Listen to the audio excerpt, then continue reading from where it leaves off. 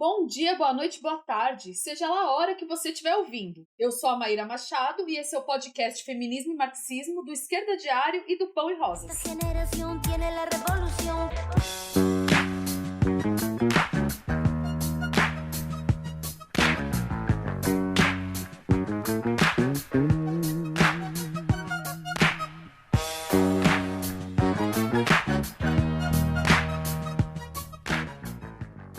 Olá, meninas! Gente, eu tô muito feliz hoje com esse episódio do podcast. Não apenas pelo tema, mas também pelas convidadas especialíssimas que vão estar aqui com a gente hoje. Hoje a gente vai falar sobre a luta incansável das mulheres pelo direito ao próprio corpo e pelo aborto legal, seguro e gratuito. Um combate que foi decidido nas ruas argentinas, com a mobilização de milhares de mulheres e meninas e que conquistaram em plena pandemia a aprovação da lei pelo Senado argentino. Nós aqui no Brasil enfrentamos com uma verdadeira cruzada reacionária do Bolsonaro, da Damares Alves e de todas as instituições do golpe, como o STF, que atuam para atacar os nossos direitos e avançar sobre as nossas conquistas. A gente encontra nesse combate das mulheres argentinas um grande exemplo e um enorme ponto de apoio para que seja lei em toda a América Latina.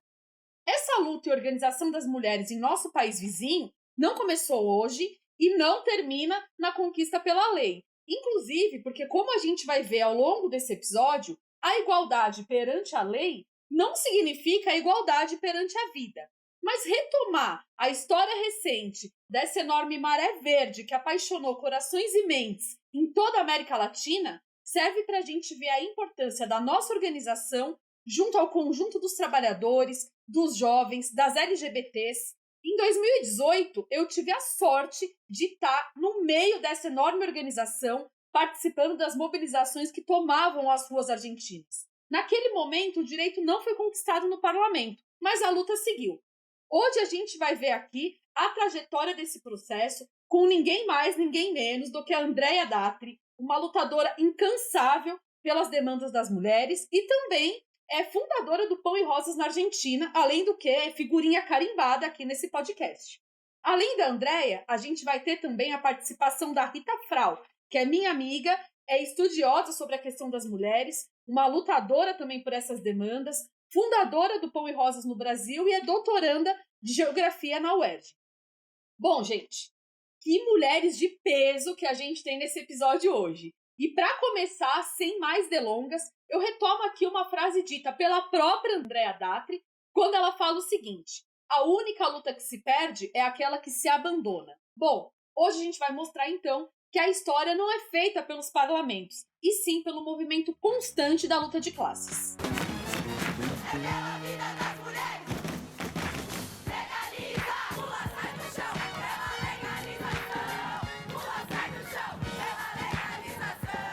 Bom, passo a palavra agora para a Andrea Datri, que vai contar para a gente como foi que tudo isso começou. Adelante, Andrea. Hola Mayra, hola Rita, un gusto poder estar hablando con ustedes. En Argentina la lucha por el derecho al aborto tiene distintas etapas. Antes de la dictadura militar, en los años 70, algunos grupos pequeños de feministas plantearon la necesidad de legalizar el aborto, pero únicamente la izquierda trotskista en 1973 planteó esta demanda en una campaña electoral. Luego vino la dictadura y después, en los años 90, con el neoliberalismo y un periodo muy reaccionario, nadie se atrevía en la política a plantear la legalización del aborto. Únicamente nuestro partido, el Partido de los Trabajadores Socialistas, con nuestra compañera Susana Sacchi, que era candidata a diputada y a presidenta en distintas campañas electorales, planteaba abiertamente la necesidad de legalizar el aborto. Recién hubo que esperar hasta el año 2003 para que el movimiento de mujeres empezara a tomar de manera muy amplia la necesidad de la legalización del aborto. Y esto llevó a conformar una coalición de organizaciones y de figuras públicas, de personalidades de la cultura, de la política y del deporte, que puso en pie una campaña nacional por el derecho al aborto. Esta coalición entonces presentó un proyecto de ley escrito por el propio movimiento de mujeres al Congreso Nacional. La primera vez que se presentó este proyecto, yo formé parte de la delegación junto con una madre de Plaza de Mayo, una diputada, una dirigente travesti y otras compañeras feministas.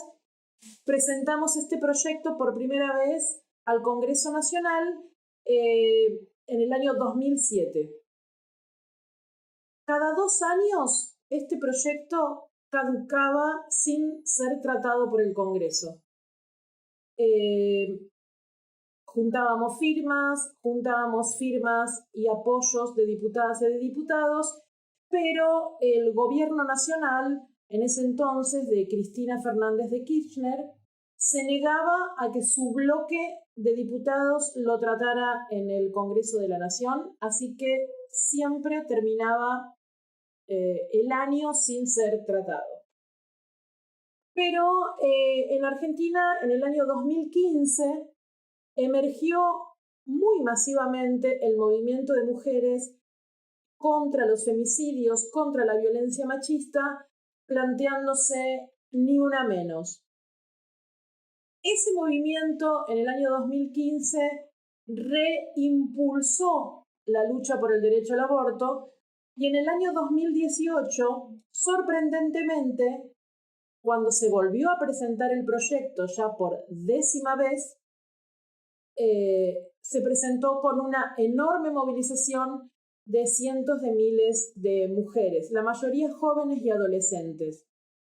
Este movimiento fue creciendo hasta que consiguió que el Congreso de la Nación aprobara la ley en la Cámara de Diputados.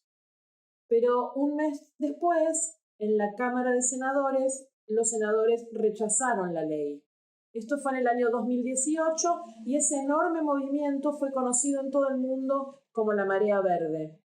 Finalmente, en el 2019, el proyecto vuelve a ser presentado y en el año 2020 recién ingresa nuevamente para ser tratado en la Cámara de Diputados, donde es aprobado, y pasa a la Cámara de Senadores, donde también es aprobado después de una larga sesión el 30 de diciembre del año pasado a la madrugada.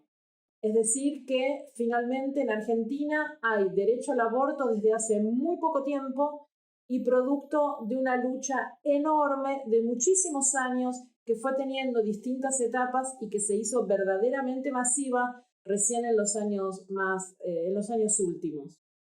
Oi, gente, é um prazer estar aqui de novo, ainda mais com a Andréia, com a Maíra, pela primeira vez participando junto. Eu acho que essa experiência que coloca a Andréia da Argentina, para a gente é muito importante, porque a pauta da legalização do aborto também é histórica para o movimento de mulheres aqui no Brasil, né? Mas a gente sabe que nos últimos anos, com o golpe institucional, a gente vê a cada dia os setores reacionários e fundamentalistas, com a bancada da Bíblia, tentando cercear ainda mais os direitos das mulheres, como, por exemplo, o próprio direito ao aborto nos casos que já são legais. Não é de hoje a tentativa de projetos de lei que atacam as mulheres, que tenta retirar esse direito, mesmo nos casos legais. Mas com o governo Bolsonaro, que tem ministras como a Damares Alves, essa ofensiva contra as mulheres é ainda maior. Né? O recente PL 5435, que o governo Bolsonaro está tentando colocar em votação no Senado, é uma atualização do nefasto Estatuto do Nascituro, que a gente já conhece bem, e ainda retoma a absurda proposta de um auxílio para as mulheres levarem adiante essas gestações. Ou seja, é a famosa Bolsa Estupro, né, como é nomeada pelo movimento feminista há muito tempo, pois as mulheres que são grávidas, fruto de um estupro, elas seriam obrigadas a levar adiante essa gestação em troca de um auxílio. Segundo o Fórum Brasileiro de Segurança Pública, 63,8% dos estupros que ocorrem no Brasil são de vulneráveis, ou seja, são crianças menores de 14 anos ou pessoas com problemas físicos ou mentais. E essas meninas, além de passar por uma violência horrível, né, que é o estupro, correm o risco de morte, seja por elas terem que recorrer à insegurança do aborto clandestino ou por seguirem uma gestação que coloca a sua vida em risco. E esses mesmos setores, né, que se dizem em defesa da vida, são os que atuam permanentemente, de maneira hipócrita, para manter as condições de miséria que vivem as crianças e as mulheres no Brasil. A pandemia escancara, como já foi tratado aqui em outros episódios, como as mulheres são as que mais sofrem. No ano passado, 899 bebês com menos de 1 ano morreram vítimas de Covid. Isso por causa da falta de protocolos de atendimento para grávidas e recém-nascidos e por causa da precarização do sistema público de saúde. Esse número brasileiro do grupo de 0 a 18 anos é quase 10 vezes o dos Estados Unidos, que é o país com mais mortes pela Covid. Além disso, a fome no Brasil está atingindo mães e crianças, fazendo com que muitas mães deixem de comer para alimentar seus filhos. Segundo dados do IBGE de 2020, a insegurança alimentar grave atingiu mais os lares chefiados por mulheres, 51,9%, sendo que 73,9% dos que sofrem com a fome são negros. Além de que a gente tem que relembrar sempre que o desemprego entre as mulheres é muito maior, ainda mais agora na pandemia. Então, muitas mulheres elas acabam abortando muitas vezes porque a realidade as impõe. E por isso é uma grande hipocrisia desses setores reacionários, desses grupos que têm a Damaris Alves como uma porta-voz, que ficam lamentando o futuro de crianças que não nasceram, e que eles falam que foram assassinadas, mas são os mesmos grupos que mantêm as condições de vida miseráveis da maioria das mulheres para que as mulheres sigam sendo exploradas e responsáveis pelas tarefas domésticas. Por isso, a nossa luta também deve ser pela separação da Igreja e do Estado, para que não haja nenhuma interferência dessa ideologia conservadora e reacionária no Estado. Realmente, assim, aqui é o país da hipocrisia, né? É muita cara de pau esses caras, tipo Bolsonaro, Damares, irem falar que estão falando em nome da vida, né? Então, assim, tudo que você falou mostra a situação que a gente está no Brasil.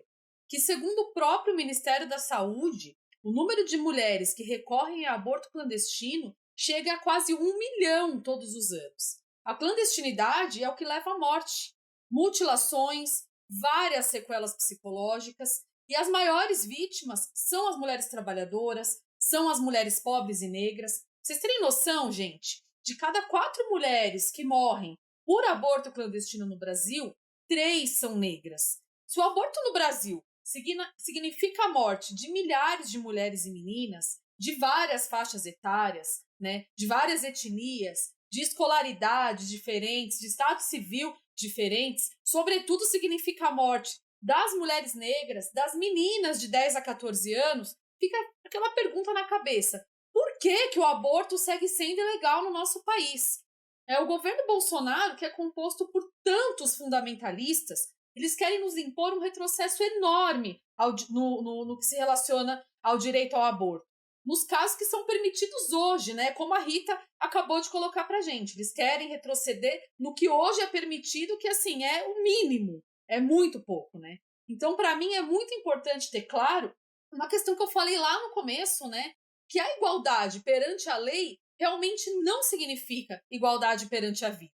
Assim que a gente viu, como no ano passado, em meio a todo o caos da pandemia, uma criança de 10 anos que foi estuprada, assim, sequencialmente, que engravidou e estava sendo atacada por precisar fazer um aborto, depois de anos e anos sendo violentada, Então, as mulheres têm chegado a níveis enormes de miséria, a superexploração. Durante todo o último período, a gente inclusive tratou em alguns episódios atrás sobre a situação das mulheres na pandemia, e a gente vê que nesse momento as mulheres estão cada vez mais submetidas a maior violência, a um maior assédio, a fome, que no Brasil está assim, uma coisa impressionante, e as piores condições de vida.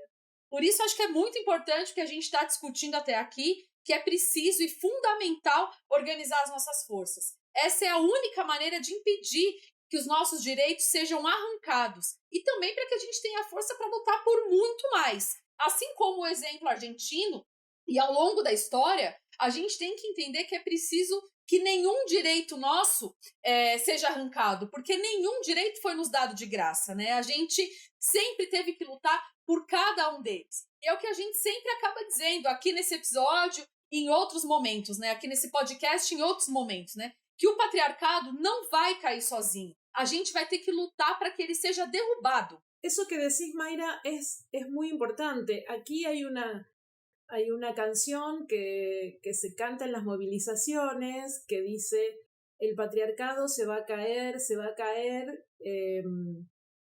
Y creo que no se va a caer, lo vamos a tener que tirar. Es decir, que es necesario luchar, estar en las calles, movilizarse para verdaderamente conseguir los derechos que hemos conseguido.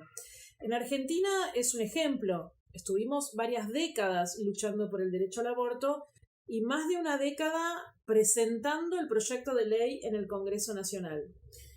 Finalmente, el proyecto que se aprobó a fines del año pasado no es el proyecto del movimiento de mujeres, es un proyecto presentado por el Poder Ejecutivo, presentado por el presidente de la Nación, Alberto Fernández, que aunque tiene muchos aspectos similares, muy parecidos al proyecto de la campaña nacional por el derecho al aborto, también tiene otros aspectos que no estamos de acuerdo, introduce algunas cuestiones que no estamos de acuerdo. Una de ellas, la objeción de conciencia. ¿Qué es la objeción de conciencia?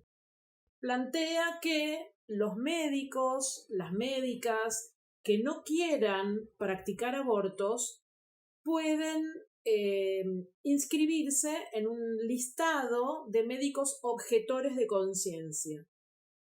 Hasta ahí podemos estar de acuerdo, pero el problema es que la ley que presentaron y que finalmente se aprobó no obliga a los hospitales, a las clínicas, a todas las instituciones de la salud a contar con personal que sí apruebe la legalización del aborto, es decir, con personal que esté dispuesto a practicar los abortos legales que sean solicitados. Además, este proyecto incluye la penalización a las mujeres que aborten después de las 14 semanas de gestación. Y esto no estaba previsto en el proyecto que había elaborado el movimiento de mujeres. Evidentemente, las negociaciones que hizo el oficialismo con la oposición y con sus propios diputados y senadores que estaban en contra de la legalización del aborto, consistió en introducir estas limitaciones en la ley para conseguir los votos necesarios para que se pudiera aprobar el proyecto finalmente. Es decir, que el propio oficialismo propició este proyecto con diputados y senadores de su propio bloque en contra, a quienes tuvo que concederles estas modificaciones para que finalmente el proyecto fuera aprobado. Como sabemos, la Iglesia Católica, pero también las iglesias evangélicas, tienen un peso muy importante en todos los partidos tradicionales del régimen político, tanto en el oficialismo actual del peronismo de Alberto Fernández como en la oposición de derecha de Mauricio Macri. Y este peso importante, esta intromisión que hacen las jerarquías de las iglesias en la política,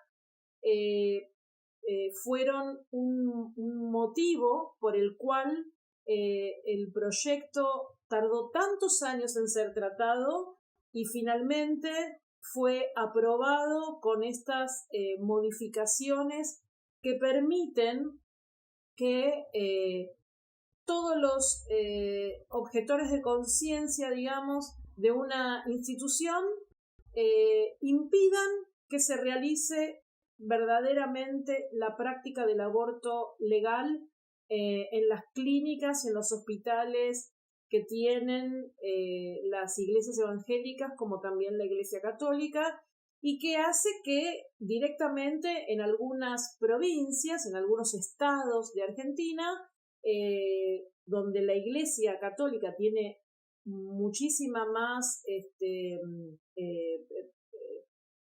más peso dentro de la política de esa provincia, ejerce su presión para que entonces todos los profesionales se declaren objetores de conciencia. Y entonces hay lugares, zonas, regiones donde no hay posibilidad actualmente de ejercer el derecho al aborto legal producto de esta objeción de conciencia sin límites que permite la lei que finalmente foi aprovada. Isso que a Andrea fala, né, do protagonismo nas ruas é muito importante, né, pra gente aqui no Brasil.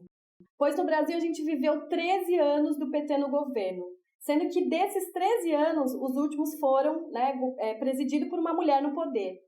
E a gente que milita, né, a Maíra, a gente que está aqui milita há tantos anos no movimento de mulheres, a gente já ouviu muitas vezes das feministas petistas da Marcha Mundial de Mulheres. A Dilma não defender a legalização na campanha eleitoral era por uma questão tática, né? Mas na realidade, o PT sempre governou abrindo espaço para esses setores fundamentalistas e conservadores.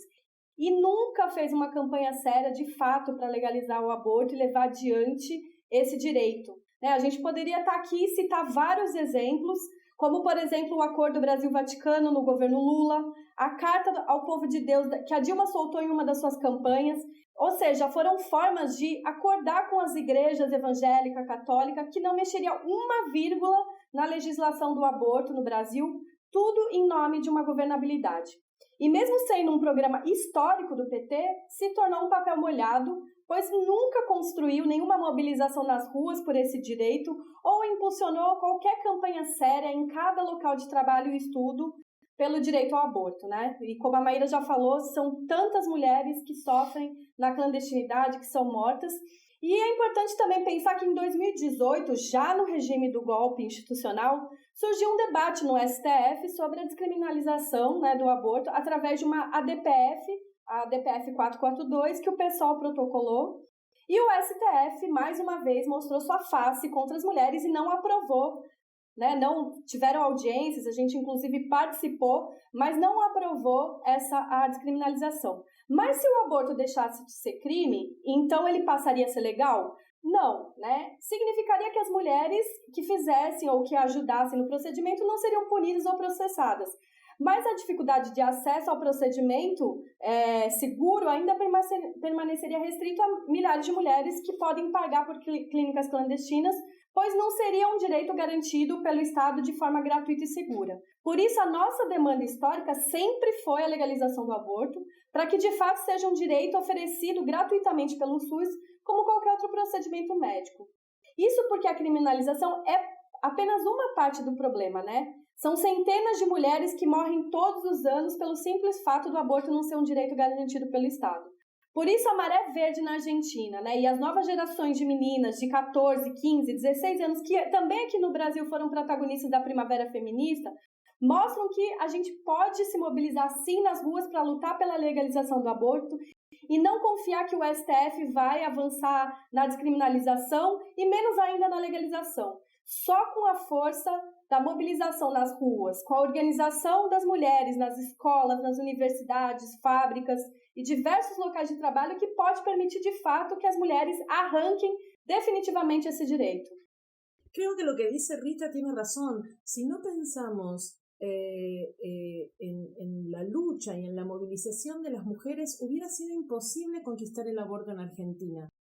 El derecho lo conseguimos no solo con la movilización del año pasado y de los años anteriores, sino justamente con una lucha que es persistente desde hace más de una década y en la que participaron varias generaciones de mujeres. Pero nuestra lucha no se reduce a conseguir y a conquistar una vida mejor dentro de este sistema. Por supuesto que estamos en la primera fila de la lucha por más derechos, por menos agravios y oprobios que viven las mujeres en esta sociedad. pero verdaderamente la Revolución Rusa, por ejemplo, un siglo atrás, más de un siglo atrás, demuestra que solamente una lucha verdaderamente radical que pretende transformar la sociedad desde raíz puede sentar las bases para una emancipación verdadera e integral de los sectores oprimidos en esta sociedad bajo el capitalismo. ¿Qué quiero decir con esto? Pensar que es posible conseguir derechos e igualdad con los hombres en una sociedad profundamente desigual, donde un puñado de parásitos viven a expensas de la explotación de millones de asalariados y asalariadas, es verdaderamente una utopía. Esa es la utopía. Lo verdaderamente realista es pensar cómo hacemos para liquidar las bases de esta sociedad que vive donde un puñado de propietarios de los grandes medios de producción vive a expensas de nuestros agravios, de nuestros vejámenes, de nuestra división, la división de nuestras filas de los explotados. Y por supuesto vive del trabajo que nos roban diariamente a millones de seres humanos, mientras otros tantos millones quedan verdaderamente despojados de todo y enviados sin otro destino más que la pobreza, la marginalidad e incluso la descomposición social. Este sistema es el que tenemos que cambiar de raíz y en esa lucha estamos las compañeras de Pan y Rosas en Brasil y en Argentina, como en tantos otros países del mundo. Ai, meninas, ouvir a Andréia falando assim chega até me emociona. Eu acho que é muito louco a gente retomar esse exemplo das mulheres soviéticas, né, pelas demandas das mulheres e por muito mais, né, grandes sonhos eram sonhados naquele momento da Revolução Russa, mas as mulheres ali conquistaram direitos elementares muito antes do que nas democracias mais avançadas do mundo. Então, um exemplo que a gente sempre retoma, e eu faço aqui para vocês a indicação do livro da Wendy Goldman, Mulher, Estado e Revolução. Para quem quiser conhecer e adquirir, a gente tem também nas edições Iskra. Todo esse episódio mostrou para nós que a nossa organização independente, junto ao conjunto dos trabalhadores, da juventude, do povo negro, das LGBTs, é essencial para que a gente lute e arranque o direito ao nosso próprio corpo nas ruas e batalhe também contra os ataques ao conjunto dos nossos direitos, porque a gente quer poder batalhar pela nossa liberdade e pelas nossas condições de vida. A gente vai ficando por aqui. Eu amei esse episódio com a Andréia Datri. Hoje ela tá aqui com a gente, né? Presencialmente, mas sempre presente nos nossos episódios. Então, muito obrigada, Andréia. Muito obrigada, Rita. A gente tá aqui junto e esperamos vocês numa próxima vez. Valeu, pessoal! Educación sexual para decidir. Anticonceptivos para no abortar. Y aborto legal para no morir. Si te gusta este video, curtan y compartan.